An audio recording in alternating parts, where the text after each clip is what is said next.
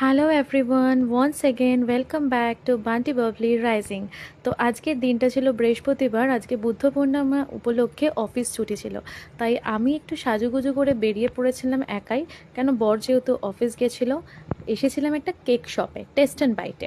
তো এখান থেকে একটা কেক নেওয়ার ছিল, কারণটা কী বা সেটা পরে বলবো।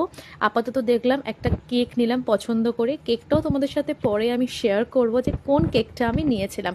এই কেকটা আমি আগে কোনোদিন টেস্ট করিনি, বাট দেখে মনে হলো যে কেকটা নেওয়াই যেতে পারে, তাই কেকটা নিয়ে চলে এসেছিলাম মাসির বাড়িতে।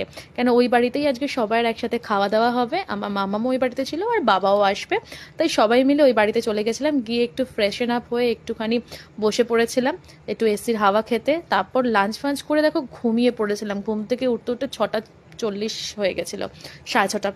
তারপর উঠে একটু ল্যাপটপ নিয়ে বসলাম, বসে একটুখানি গান চালাচ্ছিলাম, গান শুনবো বলে।